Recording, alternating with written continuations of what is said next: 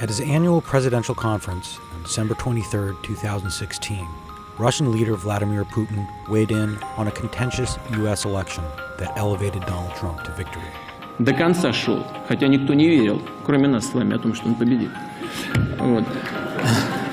Whether Putin truly believed it or not, on January 6th, U.S. intelligence officials said that Putin very much tried to influence the outcome of the election by directing cyber attacks on Trump's rival Hillary Clinton. The report is the most recent and most damning bombshell in a months-long saga that pitted the president-elect against the U.S. intelligence community. Here's a look at some of the important moments of this story, laid out in sequential order. On December 17th, Putin describes Trump as a bright and talented man, the absolute leader of the presidential race. The next day, on Morning Joe, Trump defends Putin from allegations that he's murdered journalists and political opponents. He's running his country, and at least he's a leader, unlike what we have in this country. Yeah, but again, he kills journalists that don't agree with him. Well, I think our country does plenty of killing also, Joe, Then in February 2016, at a rally in Bluffton, South Carolina, Trump brings up the Russian leader again. Well, I have no relationship with him other than he called me a genius. He said Donald Trump is a genius and he's going to be the leader of the party and he's going to be the leader of the world or something. By May 2016, the stakes are changing. The DNC suspects that their servers have been compromised. They call in CrowdStrike, a cybersecurity firm which identifies and removes cyber attackers which they believe have ties to Russia from the committee's servers. On July 22nd, WikiLeaks releases some 19,000 emails and attachments hacked from the Democratic National Committee. They show bias against Bernie Sanders, putting the Hillary Clinton camp on the defensive and helping fuel Trump's charges that the election is rigged in her favor. 3 days later, Trump takes to Twitter to suggest the Russians were behind the hack because Putin likes him. During this time, national security officials tell lawmakers that they consider Russia to be the chief suspect behind the breaches. On July 27th, Trump addresses the allegations of Russian meddling at a press conference by doubling down. Russia, if you're listening, I hope you're able to find the 30,000 emails that are missing. I think you will probably be rewarded mightily by our press. 2 months later, at the first general election debate, Trump openly contradicts the mounting intelligence assessments.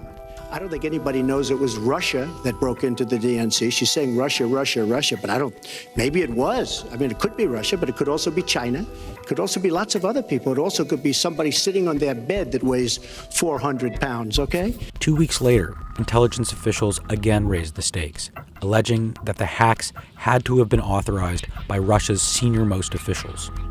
On the same day, more leaks. Thousands of emails from Clinton advisor John Podesta's private account.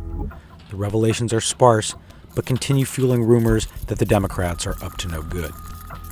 At the third and last debate, moderator Chris Wallace goes directly at the question of Russian hacking. The top national security officials of this country do believe that Russia has been behind these hacks.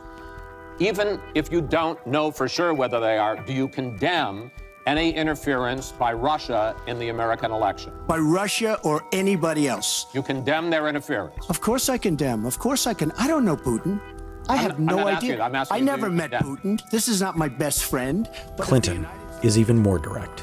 Putin, from everything I see, has no respect for this person. Well, that's because he'd rather have a puppet as president of the United States. No puppet. And it's pretty clear. You're the puppet. It's pretty clear you won't admit that the puppet. Russians have engaged in cyber attacks against the United States of America. On November 8th, 2016, Donald J. Trump is elected President of the United States of America. But the Russia story is far from over. On December 11th, Senators John McCain, Lindsey Graham, Chuck Schumer, and Jack Reed issue a joint statement calling for a special select committee of the U.S. Senate to investigate Russian meddling. Still, Trump continues to sow doubt in a flurry of tweets, stating in one, incorrectly, that you have to catch hackers in the act if you want to determine who is doing the hacking. On December 29th, President Obama expels dozens of suspected Russian intelligence operatives as a response to Russia's interference. Putin says the Russians won't respond in kind. The following day, Trump applauds Putin in a tweet. On January 5th, 2017, Trump says that his conflict with the intelligence community is an invention of the media.